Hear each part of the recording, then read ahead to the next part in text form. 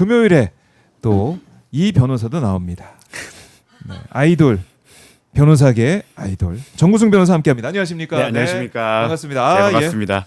예. 금요일마다 이제 뵙는 걸로. 아, 그런가요? 고용불안에 더 이상 네. 시달리지 않아도 되나요? 해야 될 것 같은데 오늘은 보고 또 아, 예, 알겠습니다. 긴장을 놓치지 않겠습니다. 긴장을 놓치지 않고 해주십시오. 이 얘기부터 해볼게요. 오늘 윤석열, 김건희 두 사람 모두 법정에 나온다고 하더라고요. 예. 서울중앙지법에 나온다라고 하고 있는데 10시 10분에는 윤석열, 이 10시 15분에는 김건희 이렇게 지금 저희가 전해 듣고 있습니다. 예. 법정에서 조우할 가능성, 마주칠 가능성이 있습니까? 아니요, 어떻습니까? 보통 공범 같은 경우에는 네. 사실 구치소 내에서도 공범 같은 경우에는 같은 자리에 놓지 않고 말조차 못 섞게 합니다. 지금 이 사건이 여러 개가 있긴 하지만 네. 특히 김건희 특검에서 기소한 것들은 사실 윤석열 씨도 동일하게 뭐 공범이나 이런 걸로 충분히 의율될 수 있는 상황이기 때문에 네. 아마 수번을 부여할 때부터 거기에는 공범 딱지가 붙어 있을 겁니다. 그래서 재판이나 이런 동선에서도 겹치지 않게 아마 진행이 될 겁니다. 그래요. 보니까 10시 10분에 김건희 자본시장법 위반 혐의 재판이고 10시 15분이 윤석열 특수공무 집행방해 혐의 재판인데 이 공범 관계 이런 것들 상황들 때문에 마주치지 않을 거다. 둘이 마주칠 수 있는 건 증인 신문 때. 증인 신문. 예, 서로가 서로를 증인으로서 신문할 때만 가능할 거다. 아하, 그렇군요. 그러니까 이게 공교롭게도 같은 날 또 시간도 비슷하게 돼가지고 혹시나 두 사람이 뭐 첫 법원 대면하는 게 아니냐 이렇게도 많은 분들이 관심 가졌는데 그 피고인들 특히 구속 피고인들이 다니는 길은 그 저희가 일반 분들이 이제 법정에 입장하는 길이랑 별도로 이제 뒤에서 나오게 돼 있습니다. 그래갖고 옆에서 이제 잡혀서 나오기 때문에 그 공유 같이 가지도 않고 또 구치소 같은 경우는 남녀 구치소 또 따로 운영이 되기 때문에 예. 아마 그 제가 다시 만난 날이 올까요 했을 때는 증인신문 날 제외하고는 다시 만난 날은 오지 않을 거다. 그래요. 네. 증인 신문에 같이 그날이 아니면은 마주칠 일이 없을 것이다. 네. 이렇게 정리를 일단 해보겠습니다. 네. 자, 이렇게 명확하게 정리를 정구승 변호사가 해줬어요. 그러니까 두 사람 만나면은 아니 이거 그 이씨 어떻게 된 거야? 그 폰 속에 있는 그 남자 수백 개 문자 주고 받았다면서 막 이렇게 네. 바로 따지지 않을까 생각도. 제가 어제 다른 방송에서 정말 마음에 네. 우러나서 성렬이 형 이렇게 말했었는데 참 안타깝습니다. 네. 그걸 50대인데 2층에서 뛰어내리 용력을 가진 그분을 이제 우리 다이어트 하신 윤석열 씨께서 어떻게 이겨내실지는 앞으로 지켜보는 걸로. 그러게 그런 포인트도 있습니다. 지켜볼 포인트가 있어요. 네. 자, 알겠습니다. 특검 얘기를 저희가 해보죠. 내일입니다. 김건희 특검이 명태균과 오세훈 대질 조사를 하겠다라고 예정을 해놨었는데, 근데 명태균 씨가 불출석을 예고를 했습니다. 이게 그러면은 대질 조사가 안 되는 거잖아요. 특검이 오세훈 시장 단독으로라도 조사 진행한다 이 방침을 이제 세워놓은 것 같은데 이거 어떻게 된 거예요? 대질 조사 할 거니까 그때 뭔가 있지 않을까라고 많은 분들이 기대하셨을 것 같은데 안 된다는 겁니까? 일단 예. 이거는 저희 변호인단도 예상했던 일이기 때문에 그래요? 당연히 검찰도 예상을 했을 겁니다. 이유는 하나입니다. 어. 특검 대질 조사엔 카메라가 오지 않습니다. 그리고 잘 생각해 보시면 명태균 씨가 그때 국감에 나와서 했던 얘기들 중에 네. 뭐 수사기관에서 밝혀지지 않았던 새로운 얘기는 전혀 없었습니다.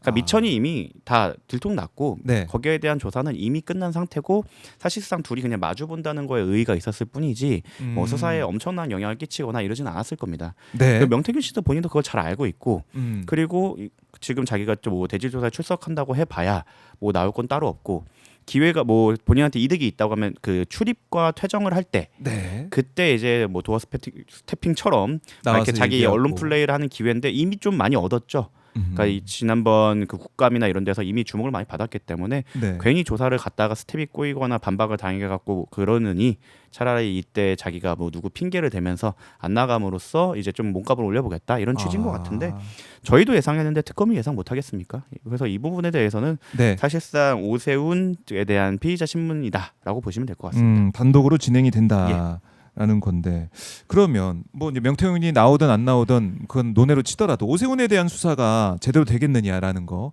이게 관심 포인트 아니겠습니까? 네.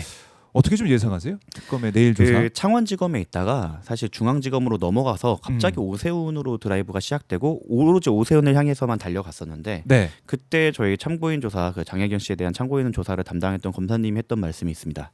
마침표만 찍으면 된다. 그 얘기를 하고 좀 오랜 시간이 걸리긴 했지만 저 지난번 특검에 갔을 때도 뭐 큰 입장의 변화는 없었던 걸 생각하면 사실 네. 마무리 수준이 아닐까. 마무리 수준 이미 뭐 할 수 있는 조사는 다 했다. 만약에 여기서 뭔가 점을 찍지 못한다면 그거는 이제 지난 그간의 수사가 미진했다는 거에 대한 방증일 거고 네. 그게 아니라 이번에 조사가 충실히 되었다면 이번 조사의 성과와는 별개로 기소로 나아가지 않을까 예상을 해봅니다. 그러니까 이 특검 그동안 수사였던 뭐 검찰도 마찬가지겠지만 맨 마지막에 이 당사자를 부르는 게 아니겠습니까? 그렇죠. 마침표를 찍기 위해서 이제 부르는 거다라고 보시는 거고. 예. 그러니까 서울시장 선거가 이제 진짜 얼마 안 남았어요. 7개월 앞으로 다가온 상황인데 그러면 특검이 이 선거 전에 결론을 낼 거다. 기소가 있을 어차피 것이다. 김건희 특검의 이제 활동 기간이 얼마 남지 다음 않았기 달이니까. 때문에 제가 생각했을 때는 이번 달이나 다음 달 초중에는 기소가 올라오지 않을까. 그래서 그 부분은 오세훈까지는 아마 정리를 하고 가지 않을까 생각을 합니다. 그래요. 왜냐하면 다른 사건들 같은 경우 예를 홍준표 사건은 대구청에 네. 그리고 이준석 사건은 서울청에 이렇게 아예 받지를 않았어요. 근데 제가 그때 확인했을 바로는 오세훈은 우리가 가져왔다라는 걸 확인해 주셨거든요. 그걸 생각하면 오세훈 것까지는 아마 특검에서 마무리를 짓겠다라는 그런 내부 방침을 갖고 들어온 거라고 생각을 하기 때문에 예. 그리고 뒤로 밀린 것도 어떻게 좋게 생각을 해본다면 정말 마침표만 찍으면 되니까 지금 시급하지 않다라고 생각해서 그랬을 수도 있고 그런 걸 생각하면 아마 오래 걸리지 않아서 이 조사 이후에 한 뭐 좀 증거 검토나 기소 정리를 한 다음에 바로 기소가 되지 않을까 싶습니다. 그러면 오세훈 시장 입장에서는 큰일 난 거 아니에요? 이렇게 기소가 되고 재판에 계속 나가야 되는 상황이 된다 그러면 선거 제대로 준비할 수 있을까 이런 생각도 들고. 뭐 근데 이미 조사를 워낙 오래전부터 받아왔고 압수수색도 이미 당했기 때문에 본인 입장에서는 이미 털고 갈 이슈라고 생각을 할 거라고 생각합니다. 그래서 이것 때문에 불출마를 할까라고 생각했을 땐 그건 아닐 거라고 저는 생각을 하고 심지어 뭐 빠로 들고 나온 영상이 있어도 6년간 버티시는 분이 있는데 그런 생각을 하면 오세훈 시장도 비슷한 희망 회로를 돌리고 있지 않을까 생각을 합니다. 그래요. 알겠습니다. 이제 오세훈 시장에 대한 수사, 조사 내일 마침표를 찍는 조사가 될 것 같다. 정리를 해보고 하지만은 오세훈 시장은 계속해서 도전을 할 거다. 서울시장에 나와서 또 당선되려고 할 거다. 이렇게 정리를 좀 해보도록 하겠습니다. 자, 지금 최혜병 특검으로 넘어가 보면 구속 수감돼 있는 임성근 전 사단장 소환에 이제 불응했어요. 소환 조사에. 그래서 지금 속보를 보니까 최상병 특검이 임성근 출석 요구 불응하니까 구인 시도를 한다. 이런 속보가 좀 들어오고 있네요. 이거는 뭐 예상된 수순이라고 볼 수가 있는데 구인 시도 하고 있다. 근데 또 임성근이 특검이 이제 구인 시도하니까 출석 의사를 밝혔다라고 또 돼 있네요. 이거 뭡니까? 이거 두 글자로 정리하면 쫄보이죠. 쫄보. 왜냐하면 윤석열 씨야 그때 당시 구치소장이 정말 이해할 수 없는 행보를 보이기도 했고 국감을 통해서 밝혀진 바로는 그 구치소장이 그 장구류를 사용하지 말아라 라는 식의 말도 안 되는 지시가 내려왔기 때문에 그때 버티기가 가능한 거지. 저희 의뢰인분들이나 이제 수감을 했던 사람들의 입장에서는 검은 까마귀라고 합니다. 그렇게 문제 일으키는 사람들을 제압하기 위해 가는 사람들을 지난번에 얘기했던 정말 치를 떨어하거든요. 임성근 전 사단장이 어느 순간부터는 자기한테 물리력을 행사하는 사람이 없었을 거예요. 그렇겠죠. 한 몇십 년 동안. 그러니까 이제 그 젊은 그 검은 까마귀가 올 거를 생각을 하니 여기서 버티면 안 된다라는 생각이 들어서 그러니까 일단 센 척을 한번 해보고 세게 나오네 하면 바로 꼬랑지를 내리는 전형적인 그 쫄보의 모습이다. 쫄보의 모습이다. 그래요. 그리고 임 전 사단장이 이완규 전 법제처장을 새로운 변호를 선임을 했더라고요. 근데 그 다음부터 좀 태도가 바뀐 것 같습니다. 진술 거부권을 행사하고 있는 걸로 좀 알려지고 있는데 이곳 임 전 사단장 이완규 전 처장의 얘기를 듣고 뭐 전략을 바꾼 겁니까? 어떻게 봐야 돼요? 일단 두 가지부터 말씀드릴게요. 이완규 처장을 선임을 했을 때 저희 변호인 단톡방에 참 결이 같은 사람끼리 뭉쳤다. 끼리끼리. 어쩜 찾아도 저렇게 결이 같은 사람끼리 뭉쳤을까라는 얘기가 들어왔었고 사실 임성근 전 사단장은 계속 진술 거부를 해왔습니다. 놀랍게도 자기를 불러달라라고 해놓고 가서는 진술 거부를 했는데 심지어 그 진술 거부하는 과정을 자기가 녹음을 다 한 다음에 그거에 대한 녹취록을 자기 카페에 또 올렸어요. 내용을 보면 뭐 300 몇 번을 진술 거부를 했다는 걸 그 특검 측에서 얘기한 게 아니라 본인이 그걸 일일이 센 걸로 저는 기억을 하거든요. 참 일관되다 이런 면에선. 그래서 뭐 새로운 전략을 갖고 온 건 아니고 자기가 말하면 말할수록 마이너스라는 건 그 정도는 알고 있는 것 같습니다. 그래서 그리고 제가 이번에 뭐 약간 그 최상병 사건과 박정원 대령의 수사 외압을 한번 정리하는 이제 책 같은 거에 대해 좀 기고를 하게 돼갖고 그 임성근 사단장 관련 보고서나 진술서들을 다시 한번 읽어봤는데 이대로 기소해도 되겠는데라는 생각이 들 정도로 그래요? 박정훈 대령님께서 수사했던 내용만 보더라도 네. 충분히 입체적으로 사실관계가 잘 구성되어 있었다. 네, 그거를 생각을 하면 임성근 사단장의 진술을 받는 건 사실 그 최수근 상병에 대한 최수근 네. 해병에 대한 그런 문제라기보다는 너 그래서 누구한테 로비했냐?를 물어보기 위한 그 약간 빌드업에 가까울 거다. 근데 거기에 대해서는 어차피 대답하지 않을 거고 네. 네, 그런 거에 대해서는 한번 그 짚고 넘어가는 차원이지 임성근의 진술이 없었다고 해서 아. 본인의 업무상 과실치사 혐의가 없어지진 않을 거다. 그리고 오히려 수사가 진행되는 와중에 증거를 인멸하라고 했던 행위나 박성훈 배우한테도 전화를 엄청 많이 했다고 하더라고요. 박성웅 네, 씨에게도 엄청 전화를 많이 해서 특검한테 경고가 갔고 더 놀라운 점은 이런 사실은 사실 되게 숨겨거나 밀행적으로 해야 되는데 그걸 카페에 올려서 왜 특검이 나를 제지하는지 모르겠다. 라는 식의 증거를 스스로 다 만들어 놓으신 분이기 때문에 사실 그래서 구속영장이 임성근 사단장만 발부가 됐는데 저는 반대로 가장 구속의 필요성이 없던 사람이라고 생각했던 게 이미 다 도주의 우려가 없던 게 본인이 옵니다. 오고 부르지 않아도 와요. 예. 그 증거 인멸이라고 해야 되는데 증거를 자기가 올려놓습니다. 카페에. 그래서 저도 이번에 책을 쓰면서 이걸 좀 저도 가물가물하거나 복잡한 게 있을 때마다 거길 들어가면은 다 도서관처럼 아카이빙이 다 돼 있어갖고 잘 그래요. 보면서 했거든요. 예. 그래서 뭐 바뀐 건 없고 아마 이 사람에 대한 진술은 이 사람의 입장을 확인하는 차원이고 그 유의미한 진술이 있을 거라고 한다면 구명 로비를 누구한테 했고 어떻게 했는지에 대한 질문일 건데 거기에 대해 어차피 입을 열지 않을 거다. 그런 걸 생각을 하면 이 부분에 대해서는 한번 불러서 그 비언어적 그 반응을 보는 그 정도에 정도? 그칠 거에 불과하다고 생각합니다. 그래요. 그러니까 사실은 이제 구속되기 전에 갑자기 비밀번호 생각났다. 네. 휴대폰 비밀번호 생각이 나서 20자리에 달하는 비밀번호가 생각났는데 그 이유가 하나님의 사랑을 느끼는, 그러니까 셀 수 없이 많은 시도를 거듭하다가 새벽에 기적적으로 비밀번호 확인했는데 하나님의 사랑을 느끼게 됐다. 이 얘기를 해서 많이 또 회자가 되기도 했었고. 근데 뭐 많이 알려졌다시피 그 비밀번호가 까먹을 수 있는 비밀번호가 아니었죠. 그리고 이게 또 한번 주목해 보셔야 될 부분이 경북청이 압수수색을 당했던 적이 있습니다. 임성근에게 수사 진행 상황을 흘렸다. 네. 임성근 씨가 그러니까 특검에서는 그걸 되게 많이 의심을 했어요. 빨대가 있다. 우리가 영장을 청구한다는 사실을 임성근이 실시간으로 알고 있다더라. 아하. 그래서 갑자기 그거에 대해서 급해진 마음에 네. 하나님께 계시를 보냈고 과거에 자신의 기억을 되살려서 그렇게 찾게 된 건데 그거에 대해서도 사실 좀 자기가 소생하게 좀 적어놓은 부분이 있어요. 그래요. 네, 그래서 다 되돌아올 거다.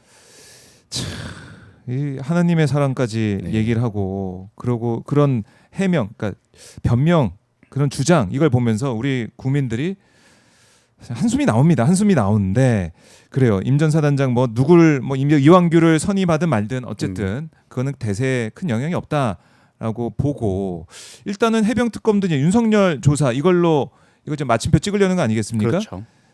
8일 소환하겠다. 내일 소환하겠다라고 했잖아요. 윤석열 쪽은 15일로 조율을 희망하고 있다. 그래요. 지금 이제 주말 얘기가 좀 나오고 있는 것 같은데 조율을 한다. 이건 윤석열 쪽에서 나오겠다는 얘기입니까? 어떻습니까? 일단 아예 안 나오겠다고 하면 또 검은 까마귀가 와버리니까. 이제 구치소장도 바뀌고 특권 특혜가 없으니. 예, 이제 그렇다고 바로 나가자고 하니 좀 그거는 또 안 될 것 같고 시간을 왜냐면 특검은 항상 그 행동 시간이 있으니까 활동 시간이 정해져 있기 때문에 시간을 끈다는 전제는 항상 깔고 시작하는 거라 저기에서는 그래서 일주일의 시간이라도 벌어보자. 왜냐면 또 2, 3주로 한번 또 티가 나갖고 또 강제 집행이 올 수도 있으니까. 그렇죠. 네, 그래서 그 적절한 조율로 자기는 15일을 주장하지 않았을까 생각을 합니다. 네, 15일. 네. 가봐야 되는 거네요. 나올지 안 나올지 이것도. 근데 안 나오면 바로 또 구인을 할 거라. 그때는 또 이번에도 보시지 않았습니까? 네. 그 강제 구인 얘기가 나오자마자 바로 나오는 걸 보면 아마 나올 겁니다. 나올 거다. 그래 오늘 윤석열 또 재판에 계속 나오고 있는 상황이고 주말로 부른 이유는 있습니까? 근데 이게 이거는 또 8일, 15일 특검 차원에서는 예. 약간 당근과 채찍 중에 당근이다. 왜냐면 검은 까마귀가 채찍이라고 하면 왜냐면 예전에 구치소장은 말도 안 되는 특혜를 줬어요. 주말에도 변호인 접견을 해주는 거. 그거 자체가 엄청난 특혜고 저는 한 번도 이거는 듣도 보도 못한 일이었거든요. 그래요? 야간 접견, 주말 접견은 정말 긴급하게 막 구속 막 이런 거 치더라도 진짜 아예 열어주질 않았고 정말 주말에 접견이 가능한 경우에는 막 아기가 있어서 막 이런 거에서 가족 접견 이런 거는 일부 가능한 적이 있었다고 들었는데 네. 그런 걸 말고 변호인이 주말까지 풀타임으로 붙어 있는다 이건 말이 안 되는 일이거든요. 근데 이제 그런 특혜가 없어졌다 보니까 게다가 독방이지 않습니까? 예. 그럼 주말 내내 혼자 있어야 됩니다. 아무도 못 만나고. 제가 혼자. 누누이 말씀드렸죠. 그게 생각보다 말 좋아하는 사람들한테는 큰 고문일 수 있다. 그럼 특검 입장에서는 약간의 그 당근을 준 거죠. 토요일 날 나와라. 나와서 말할 기회도 있고 컵라면도 먹을 수 있다. 라는 그 약간의 당근을 제시한 게 아닐까 생각합니다. 그리고 주중으로 하게 되면 뭐 재판 준비네 뭐네 이런 수많은 변명을 들면서 뭐 연기할 명분이라도 생기는데 사실 토요일은 그런 게 없지 않습니까? 그렇네요. 예, 여기 그렇기 집중할 때문에, 수 있게. 예, 여러모로 이제 그 특검이 생각을 해서 당근과 채찍을 사용한 게 아닐까 생각합니다. 그러네. 말할 기회가 없다 그러면은 성경책을 읽고 있나? 뭐 하고 있는 거지?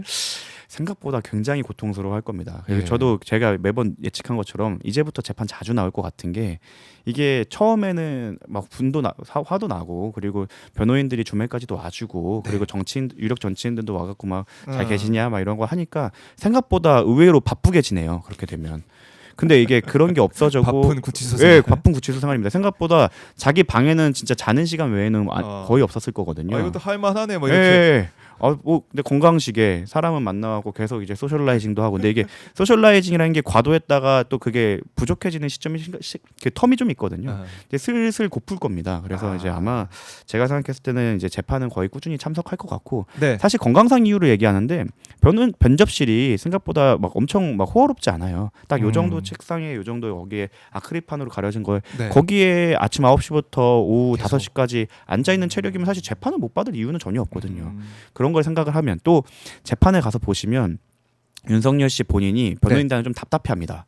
본인이 막 잠깐 기다려봐 하면서 나서서 막 그러니까요. 하잖아요. 이번에도 그러더라고요. 그렇게 나서기 좋아하는 사람이고 남을 못 믿는 사람이 과연 그걸 다 변호인단에게 맡길 수 있을까 라는 점을 생각하면 바깥 공기도 마실 겸 못 믿어온 변호인단을 대신해서 자기가 좀 나서서 할 겸 그리고 부족한 사회 활동을 채울 겸 해서 무조건 출석을 할 거다 저는 생각을 합니다. 또 지금 단풍이 또 예쁘게 들고 있어요. 저희가 이게 지금 경복궁 라이브인가요? 라이브에 지금 차가 지나가고 있어요. 보시죠. 조그만 차 사람들 라이브 현장 지금 모습을 보여드리고 있는데 단풍이 예쁘게 들었거든요. 서울도 과천에서 오고 거기가 의왕이죠. 의왕에서. 의왕에서 오고 가는 버스에서 이런 것도 구경도 하고 네. 바깥 공기도 쐬고 네. 단풍도 보고 네. 그럴 수 있겠네요. 굉장히 이게 나트륨이 땡긴다고 하더라고요. 나트륨 땡기고 하니까 컵라면도 좀 먹어보고 그래요. 저염식이라고 지난번에 말씀드렸으니까 그걸 좀 보충할 수 있는 시간이다 이렇게 볼 수 있겠고 요즘 변호사들한테는 정말로 제가 놀림삼아 얘기했던 NPC설이 거의 유력설로 떠올랐거든요. NPC설? 그 게임을 하면 거기 네. 항상 있는 그 이제 상점 주인 같은 캐릭터들을 NPC라고 해요. 근데 항상 안 했어요. 예. 구치소에 가면 그 1번 방에부터 3번 방을 비워놓고 거기에 항상 네. 윤석열 씨가 거의 고정값으로 있었기 때문에 저기 NPC다. 저 클릭하면 반갑군 맞잖아요. 또 왔구나 이런 거 할 정도로. 예. 정해진 말만 계속 예, 정해진 말만 하는 것처럼 그런 느낌이었는데 이제 슬슬 이제 그것도 지겹기 때문에 아마 나올 거다. 나올 거다. 예. 그래요. 재판에 나와서 이제 어떤 얘기 하느냐 이것도 이제 윤석열의 입을 이제 주목을 하게 되는데 왜 그러냐면 이번에 곽종건 전 예. 사령관 왔을 때 얘기했던 그 부분 이게 좀 충격적이었거든요. 충격적이고 재미있는 부분도 있고 안쓰럽기도 하고 여러 가지 감정이 좀 복합적으로 볼 수가 있었는데 아니 자기가 막 재미있게 막 얘기를 술 먹는 얘기를 막 이게 입맛 다셔가면서 얘기하잖아요. 계란말이 뭐 김치 얘기하면서 이거 좀 생소한 느낌이었어요. 저는 보면서. 그게 사실은 기술 중 하나긴 해요. 근데 좀 기술이에요? 기술 들어간 겁니까? 저수의 기술인데 계란말이 기술? 그거는 정확히 뭐냐면 공감할 수 소맥 기술. 있거나 그 대답할 수 있는 답을 먼저 많이 하게 한 다음에 그 다음에 내가 원하는 대답을 끌어내기 위해 어제 점심 드셨죠? 그러니까 처음부터 핵심으로 들어가면 이 사람이 방어적으로 아니요 이렇게 할 수 있기 때문에 긍정할 수 있는 그 얘기를 끌어내기 점심을 위해서. 드시고 오셨죠? 그때 저희랑 같이 마셨잖아요. 네. 이렇게 하면서 하는 건데 근데 지나치게 디테일했다. 한남동에서 맛집에서 김치를 갖고 오지 않았냐. 한남동 고깃집에서 그때는 김치를. 좀 진심 어린 거기가 국산 100% 김치라고 하더라고요. 그렇죠. 예, 간판에 중요하죠. 예. 근데 문제는 뭐냐면 사실 증인 신문의 기술은 예. 상대방이 최소한 중립적인 대답을 할 수 있는 것을 끌어내는 게 사실 변호인의 기술입니다. 특히 적대적 증인한테는 단언적으로 아니오라는 말을 듣게 되거나 네. 반박이 나오지 않게 하는 게 사실 변호인의 기술이에요. 그 예를 지난번에도 막 여기 여러 군데에서 설명을 드렸는데 곽종근 사령관한테는 그렇게 명시적으로 질문하면 안 되죠. 분명히 나한테 적대적인 거를 이미 헌법재판소에서 확인을 했다면 그렇죠. 사상자가 있었습니까? 그 혹시 정도. 뭐 민간인을 해야라는 명령이 있었습니까? 이 요 정도만 물은 다음에 아니요 듣고 바로 끝냈어야 돼요. 아. 그런 다음에 내가 아전인수격 해석을 하는 게 변호인의 기술이죠. 우린 이렇게 해석했어. 이거 맞아. 맞아요. 주장을 하면서. 봐봐, 우린 질서유지 맞았잖아. 근데 네. 여기서 제가 줄시어주라고 하지 않았습니까? 이렇게 해버리는 순간 아니요 그런 명령 들은 적 없는데요라고 하는 순간 사실 재판장님도 그걸 보고 있으니까 그러니까 이게 참 저수에 왜냐면 이게 왜 이런 식으로 또 윤석열 씨가 저렇게 그 증인 신문을 했냐면 네. 저희 변호인단은 항상 변호사는 증인 신문을 할 때 저희가 오히려 불리한 위치에서 항상 변호인 신문 그 증인 신문을 하게 됩니다. 그렇기 때문에 저 사람의 말을 이끌어내기 위한 수많은 낚시 아니면 빌드업 뭐 이런 거를 많이 생각을 하는데 검사는 안 그렇대요. 검사가 수사를 변호사는 아니네. 검사가 수사를 할 때는 정보 비대칭 속에서 합니다. 네. 이미 나는 수사를 이만큼 해놓고 아니면 나는 이미 수사를 할 수 있다라는 사실 우월적 지위에서 신문을 하게 되는 거거든요. 신문을 하고 어디로 끌고 갈지. 어디를 끌고 갈지나 너는 내가 뭘 갖고 있는지 모르니까 자 대답해봐 해서 보통 검사가 신문하는 방식은 예 아니오가 나오는 대답으로 하게 돼요. 네. 근데 변호인이 신문을 할 때는 이 사람이 말을 길게 해서 거기서 약간 논리적 오류나 객관적 증거가 배치되는 걸 찾아내거나 아니면 아까 말씀드린 대로 그 뉴트럴한 중립적인 질문을 하게 한다면 내가 유리하게 해석을 해버리거나 이런 것들이 변호인의 신문인데 네. 윤석열 씨의 신문을 잘 보면 검사의 신문에 가까워요. 내가 했잖아요. 그럼 이 사람의 대답은 예 아니오에 가깝게 나오는데 그렇죠. 근데 지금 이제는 우월적 지위에도 있지 않고요.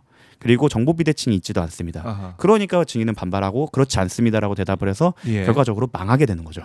이번에 그 망한 모습을 봤다. 네. 저는 이게 이제 신문을 하고 어떤 답변을 끌어내려고 얘기한 게 아니라 그 술자리 추억을 한번 되새기면서 그때 정말 맛있었는데. 나트륨. 소맥 예. 내가 이렇게 많이 말았었는데. 그다음에 그때 먹었던 계란말이 내가 이 셰프로서 했던 그 모습 김치 내가 이게 가져와서 했는데 그런 것 좀 자랑하면서 추억을 회상하면서 입맛도 좀 다시고 그런 거 아닌가? 그런 부분도 있겠지만 결국에는 친민과 라뽀를 형성한 다음에 유리한 증언을 이끌어내는 예전에 검사 시절의 스킬이죠. 근데 이게 이게 검사 신문은 자기 검사실에서 이루어지지 않습니까? 그렇죠. 검사실에서 이제 자기 편인 수사관들, 실무관들 아니면 이렇게 약간 위협적인 태도를 가지면서 진행이 되는 거고. 네. 사실 재판에서 공판은 약간 쇼잉이에요. 재판장님이 보고 계시고 거기 앞에서 심증을 형성하기 위해서는 그 과정이 필요한 건데 그 구분이 안 돼 있다. 아마 그리고 그 변호인단이 그걸 제지하지 못하는 건 아마 가불관계가 너무 명확하거나 그 팀의 에이스가 윤석열이기 때문일 수도 있다. 그러니까 상식에 벗어난 그런 변호의 스킬을 보여주고 있으면 그 팀에서도 제지라는 거 해야 되네. 그게 뭐 사실 저희 수석 변호사님이 저렇게 했으면 되게 많이 혼냈을 것 같거든요. 질문지를 저렇게 적어왔다라고 하면 제가 혼냈을 건 게 이건 예 아니오 대답이고 이렇게 하면 증인이 중립적이거나 우리한테 유리한 대답을 할 수 없는 게 만드는 질문이다. 질문지를 너무 1차원적으로 구성하지 말고 좀 2차원, 3차원적으로 만들어 와라라고 피드백을 줬을 질문 내용이었죠. 그렇네요. 자, 변호인의 시각에서 봤을 때는 좀 말도 안 되는 일이고 그리고 충격적이었던 게 오죽하면 곽종근 전 사령관이 그동안 검찰 조사 수사 과정에서 얘기 안 했던 그 얘기를 처음으로 털어놓겠습니까?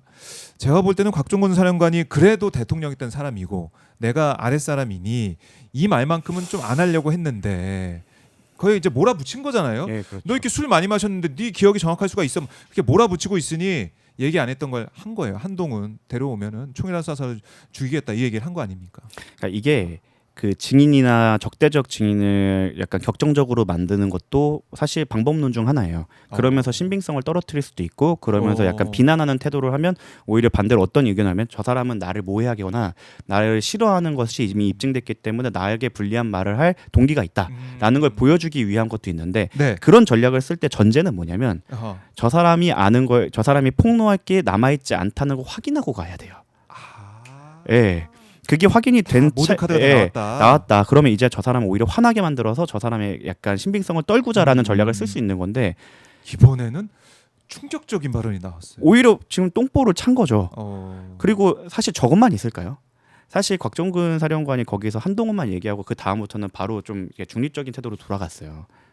한동훈만 기억해서 그랬을 거예요? 아니면은 그 저는 뒤에 더 선을 있었는데? 지켰다고 생각을 합니다. 나름의 선을 만들었다고 생각하는데 그나마 만약 거기서 한 번 더 들어가고 야 이놈 이렇게 됐으면 아마 이제 막 더, 수수소 나올 수도 있었을 한동훈 건데. 말고 예, 그 맞습니다. 당시 야당 정치인, 예. 주요 정치인들. 그거 어떻게 기억 못합니까?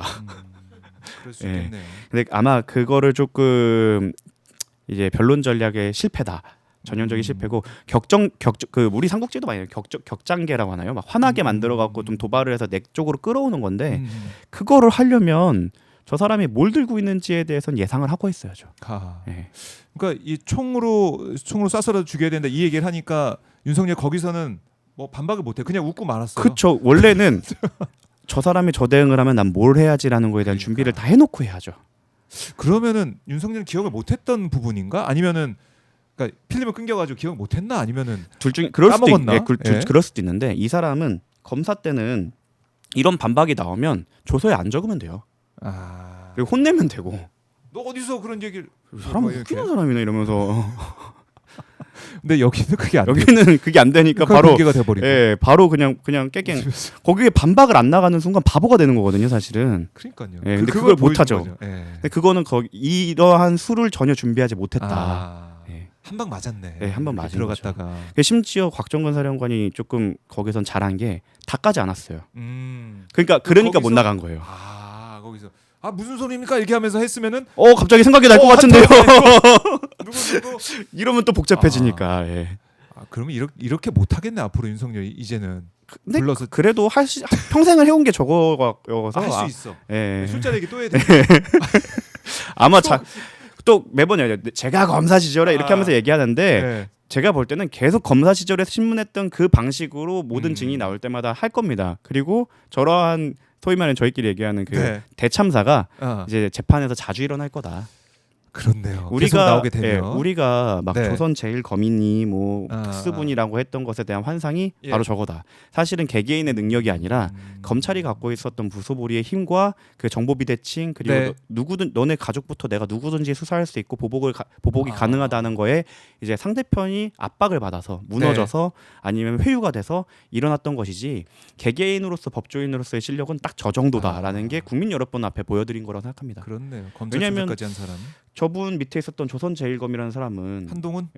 저는 뭐 그분은 뭐 그런 말도 있어요. 저희 법조계 그 검사 10년이면 민사 까먹고 예. 검사 20년이면 뭐 형사도 까먹는다고 하는데 사실 헌법은 더 일찍 까먹거든요. 헌법은. 예, 헌법을 좀 일찍 많이 까먹으셨는지 거기 예. 헌법 해석조차 못 하시는 걸 보면서 저게 우리나라에서 조선제일검으로 보였던 사람의 헌법 해석 능력이다. 로스쿨 갔을 때는 아마 성적이 좋지 않았을 거다.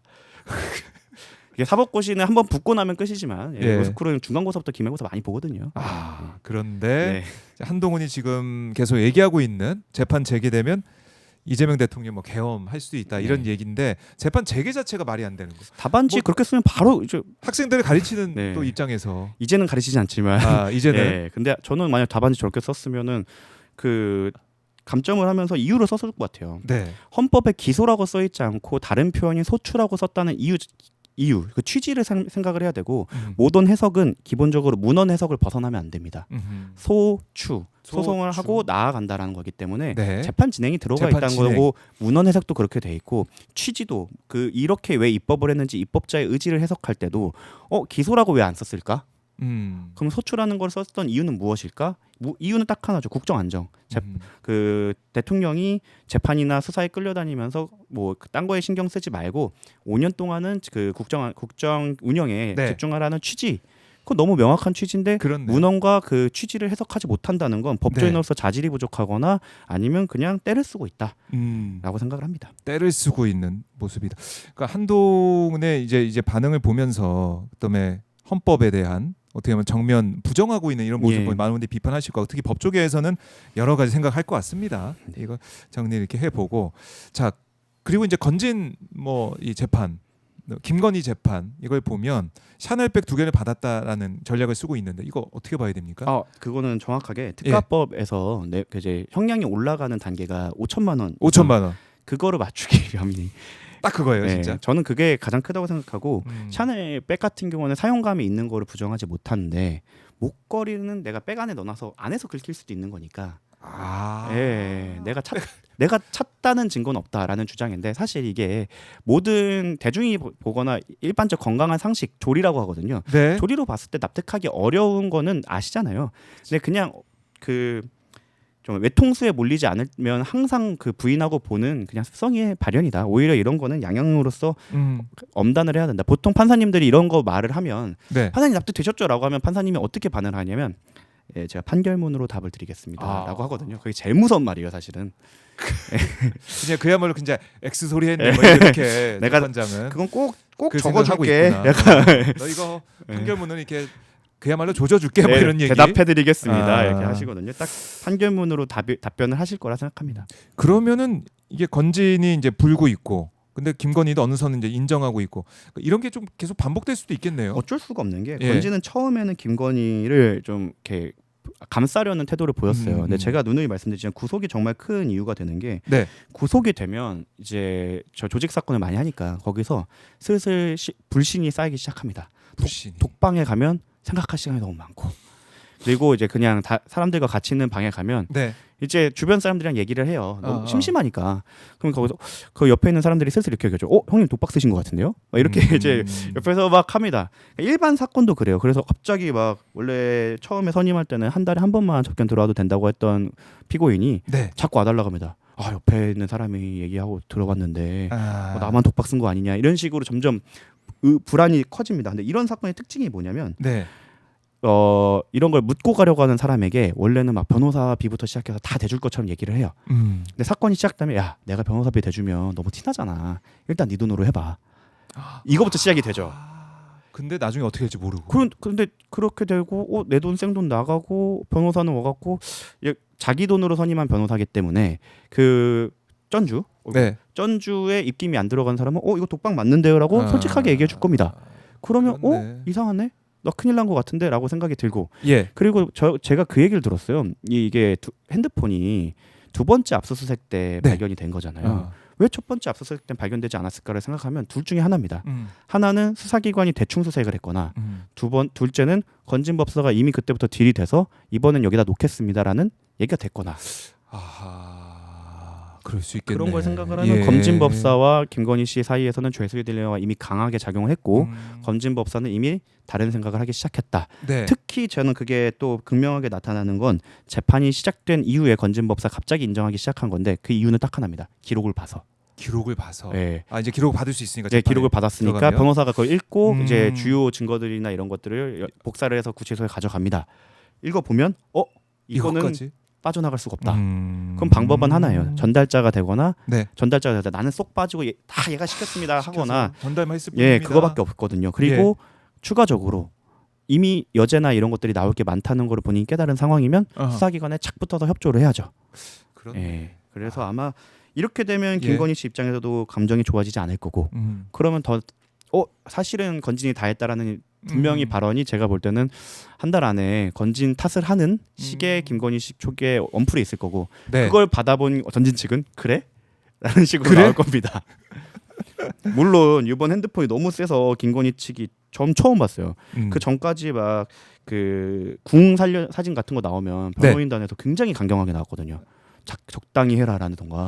사실 그거를 변호사가 쓰기는 쉽지 않은 말인데. 그렇죠. 누구 어디서 뭐 유출된지 알고 있다 뭐 이런 식으로 얘기하면서 약간 반협박식으로 했는데 이번에는 이 핸드폰이 나오니까 갑자기 샤넬백은 인정하겠습니다. 그러니까 꼬리를 만 걸 보고 이게 싸움으로 가지 못할 수도 있겠다. 일방적으로 두드려 맞을 수도 있겠구나라는 생각을 하는데 이건 한번 그 핸드폰이 그만큼 중요한 증거인지 지켜보시죠.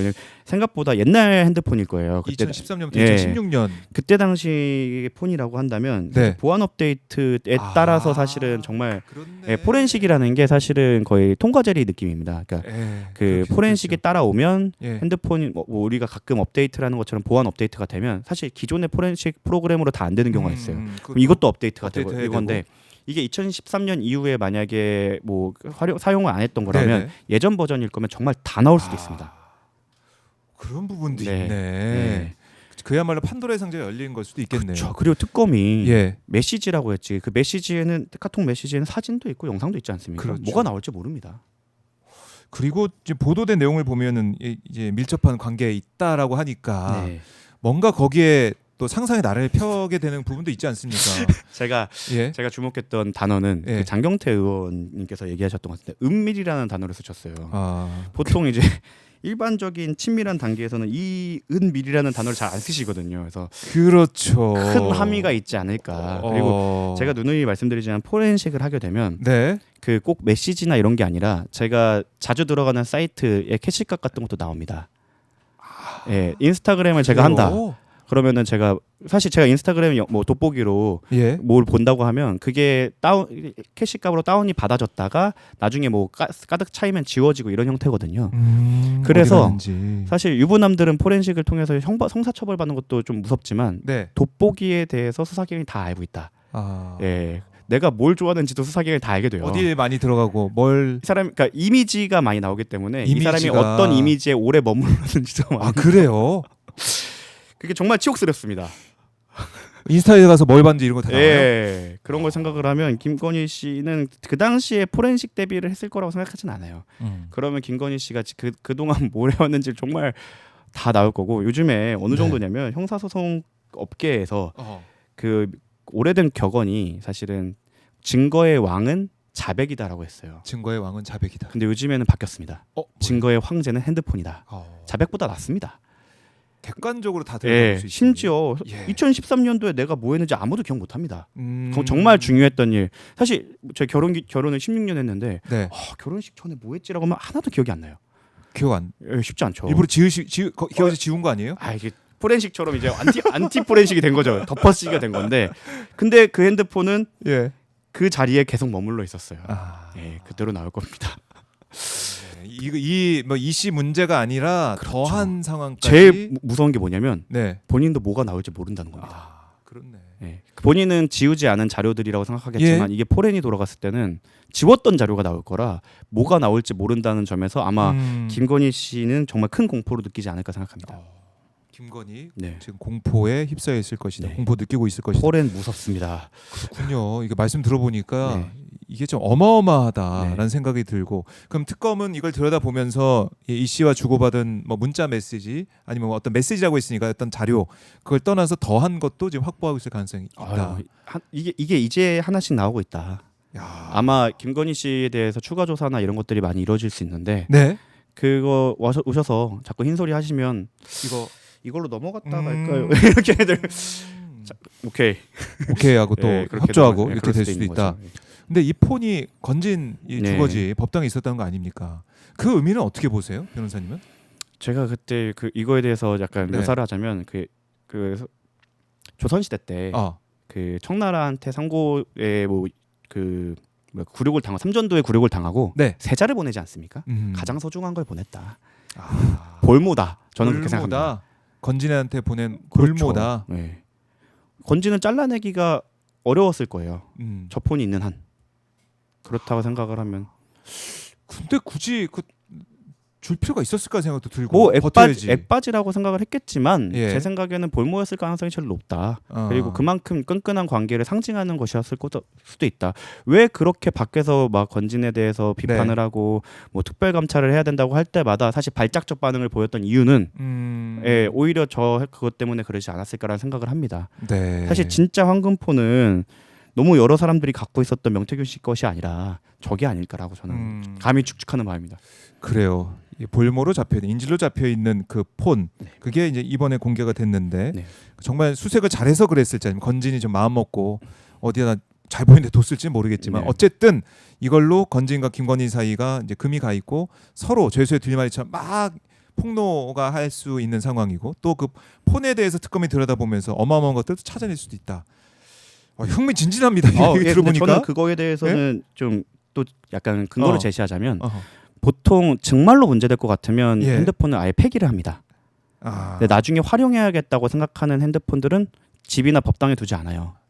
그 어디 있습니까? 뭐 정말 산에 묻어놓던가 어허. 아니면 정말 믿을 만한 사람한테 주는데 그 폰이 김건희 입장에서 정말 믿을 만한 사람한테 준 걸 수도 있고 나중에 활용해야 될 수도 있으니까 그럴 가능성 하나가 두 번째로 건진 입장에서는 예. 첫 수색 때 안 나왔다. 다른 곳에 있다가 음. 두 번째 수색 때 줬다는 다른 의미일 수 있다. 이제 활용해야 될 때가 왔다라고 해석할 수도 있는 부분인 거죠. 그래요. 이게 진짜 판도라의 상자가 열렸습니다. 어떻게 될지 지켜봐야 될 것 같고 이 도주한 이 씨, 네. 그러니까 이 얘기가 계속 나오고 있는 게 일부러 안 잡으려고 그런 거냐라는 얘기도 있고 아니면 한문혁 그 검사 때처럼 뭔가 이 특검을 와해시키고 또 흔들려는 그런 세력이 이걸 좀 프레임을 좀 만들어가는 게 아니야 이런 얘기도 있고 어떻습니까? 저는 김건희 측의 발언이 김건희 측의 얘기라고 하는데 예. 제가 알기로 한 검사는 이 사람을 되게 잡고 싶어했습니다. 음. 근데 이게 잡지를 못했던 걸로 알고 있고 아마 방해도 많았고 네. 실제로 잘 도망 다니시는 것 같아요. 예. 2층에서 막 뛰어. 2층에 50대 아저씨가 2층에서 역시 자신의 그 경주마의 네. 닉네임을 빌려올 정도의 대단한 네. 용력이다. 그것도 참 신기한 게 보통 압수수색 현장을 가면 한 명이 오지 않습니다. 경찰관이. 그럼 다 이제 예. 맞고 해본 사람들이니까 예. 압수색을 다 그리고 뛰어내려도 체포를 해본 사람. 예. 우리가 뭐 그냥 뭐 게임을 하더라도 뛰어내리면 데미지를 심하게 입어서 잠깐은 절뚝거리게 돼 있거든요. 그 뛰어난 수사관들이 뛰어가면 잡을 수도 있었는데 이걸 못 잡았다는 것도 참 신기하고. 그래서 이 부분에 대해서는 저는 뭐 제가 뭐 검사들도 이건 인정해요. 대한민국 경찰 사람 잡아오는 건 최고다. 그래서 언젠간 잡혀올 거고. 잡혔는데 이번에 이걸 놓친 건 좀 이상한 부분이 있다. 저는 의아한데 제가 현장에 없었다고 보니까 뭐 의혹을 제기하는 어렵지만 일반적인 경우에 생각을 해보면 그 2층에서 떨어져서 뭐 뛰는 사람을 못 잡았다? 그건 참 둘 중 하나죠. 정말 그 전설 속의 용력을 가지신 분이거나 네. 아니면 정말 당황해서 잡지를 못했던 거나 뭐 그런 거겠죠. 그러게 말입니다. 네. 지금 글쎄요 이제 한문혁 이 검사 엮어서 얘기하는 그런 주장도 있긴 한데 이건 아직 거기까지 가기에는 좀 어려운 부분이 있다. 네. 일단은 정구승 변호사의 생각은 네. 그렇습니다. 그렇게 정리를 좀 해보고 잡히면은 또 여러 가지 수사 사항들이 나오겠죠. 보겠습니다. 그분이 말이 많으신 것 같아요. 그 음주운전 사건 때 그렇게 얘기한 걸 보시면 굳이 뭐 내 지인이 4년 동안 뭐 수사받다가 반부패 수사 이부 사실 경찰 입장에선 반부패 이부를 잘 모를 수도 있거든요. 근데 굳이 그런 거 있잖아요. 원래 그 자랑은 나 이번에 뭐 샀어라기보다는 그 인스타 옆에 살짝 보이게 하는 게 그 흘리기라고 합니다. 네, 전문 용어로 흘리기라고 하는데 흘린 거죠. 너는 반부패 이부 알아? 그분이 요즘에 이런 거는 약간 흘리기를 많이 하시고 과시욕이 있는 분이라 이런 분들의 특징이 들어가시면 잘 얘기해 주십니다. 그래서 좀 이쪽도 하나의 그 포인트가 되지 않을까 싶습니다. 그래요. 포인트 중요한 인물이 됐다. 알겠습니다. 지켜보고요. 그다음에 재판 얘기를 아까 저희가 하다 왔는데 재판 이 영상이 공개가 되면서 주기현 어떻게 재판하는지 또 이진관 판사가 어떻게 재판하는지 이게 다 우리 비교 가능하잖아요. 너무 극명하게 엇갈리더라고요. 어떻게 분석하고 계십니까? 일반적인 재판이 이진관 재판장님의 스타일입니다. 그러니까 이진관 재판장님이 막 너무 엄청 이런 게 아니라 원래 그래요. 보통의 형사 재판은 그렇게 흘러가고 뭐 가끔 보면 특검도 혼내고 뭐 변호인도 혼내고 그건 제가 판단하겠습니다 하잖아요. 실제로 그렇습니다. 뭐 저희가 얘기하면 변호사님 그건 제가 권한이고 제가 알아서 하겠습니다. 이렇게 많이 하세요.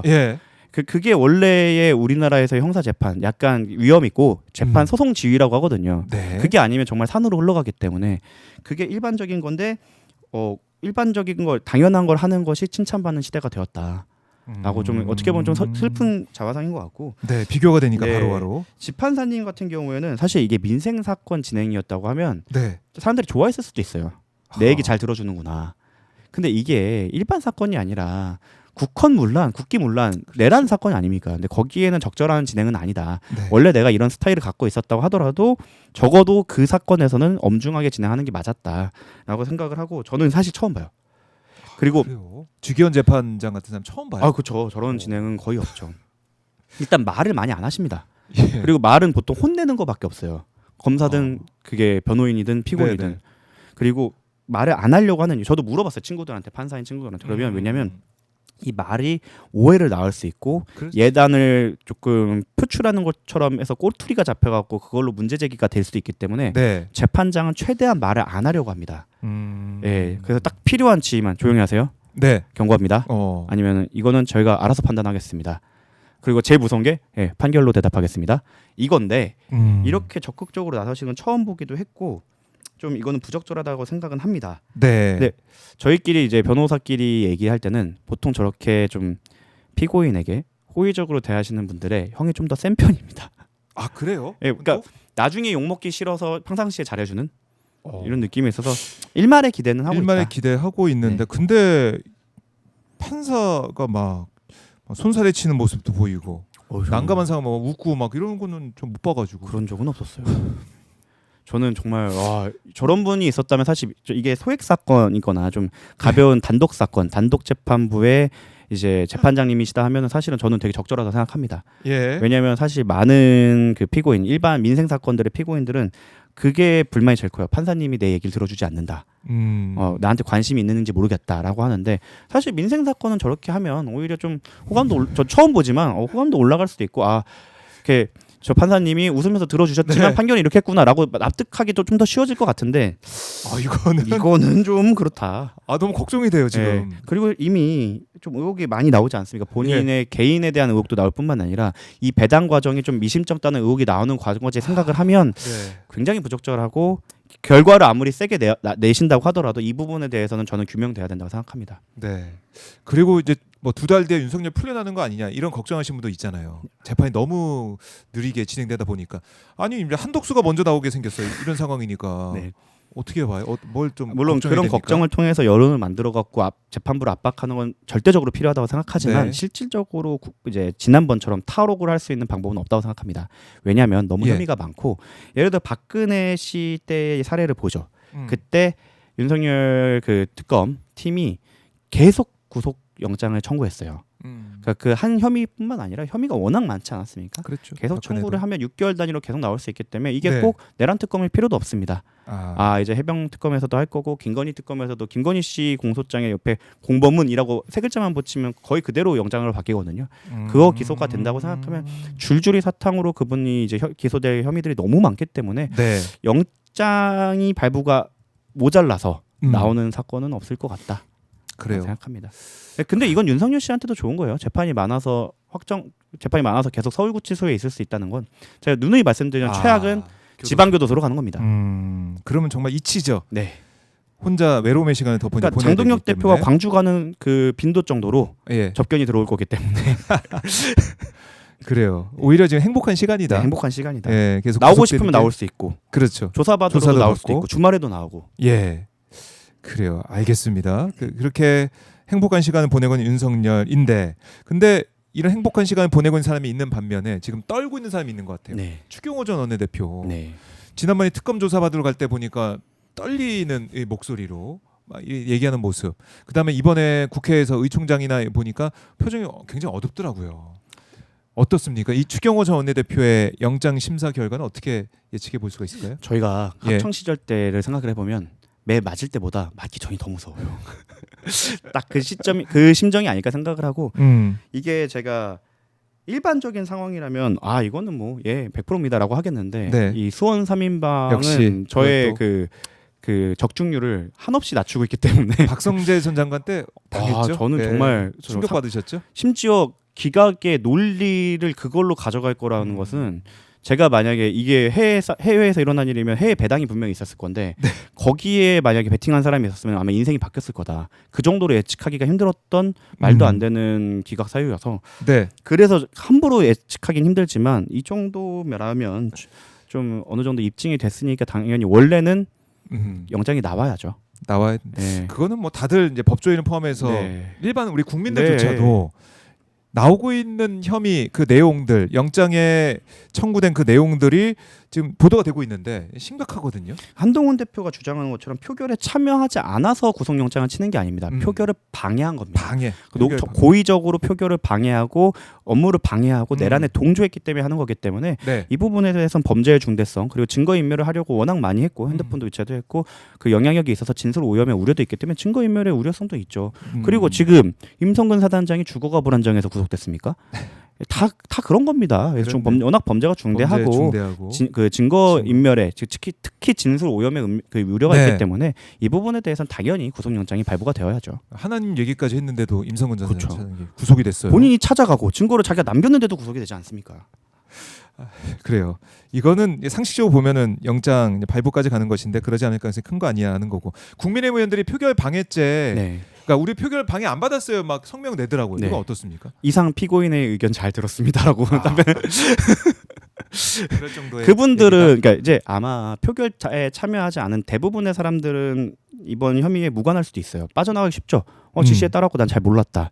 하지만 그때 당시 원내대표실에 같이 있던 사람들이나 왔다 갔다 했던 사람들은 아마 이제 추경호 대표의 표정을 조만간 짓게 될 가능성이 매우 높습니다. 그렇네. 예, 바로 같이 있었던 사람. 그렇기 때문에 그 사람들은 지금 입에 거품 물고 이제 막아야 되고 저는 그 상복이 본인상이라고 생각을 하거든요. 다들 비슷한 진짜 해석들이 나오고 있습니다. 그래서 아마 아. 그 부분에 대해서는 결상전을 할 건데 저는 이게 분수령이라고 생각합니다. 추 원내대표의 영장이 나오냐 마냐에 따라서 네. 줄줄이 그때 당시 그 본회의장에 있다가 나간 의원 모 의원님 계시죠. 그 의원님부터 시작해갖고 왔다 갔다 했던 분들에 대해서는 특히 통화를 했던 네. 그 빠루 들고 있던 그분까지 생각을 했을 때는 다 줄줄이 사탕으로 갈 여지가 있는데 그거를 관측하는 첫 번째 포인트가 이제 추 원내대표에 대한 영장의 발부 여부다. 네, 분수령이다. 네. 근데 수원 3인방이 버텨오기 때문에 그렇죠. 우리가 예단할 수 없는. 심지어 이게 부분도 있다. 자동 배당이라고 하면 그 예. 시간대별 배당이라고 하면 특검이 사실 그 피해서도 할 수 있거든요. 그게 중- 또 안. 중간중간 또 페이크를 쓴다고 하더라고요. 그래서 이게 참 정말 그래서 제가 매번 민주당 의원님들한테도 실책이라고 하는 게 내란 네. 특별재판부를 만들었어야 된다. 두고두고 두고두고 후회되는 후회되는 부분입니다. 부분이다. 알겠습니다. 네. 오늘도 정구승 변호사와 함께 현안들 꼼꼼하게 자세하게 분석을 해봤습니다. 네. 말씀 잘 들었고요. 네. 다음 주 금요일에 또 뵙겠습니다. 고용불안 해소되었습니다. 감사합니다. 고맙습니다. 네.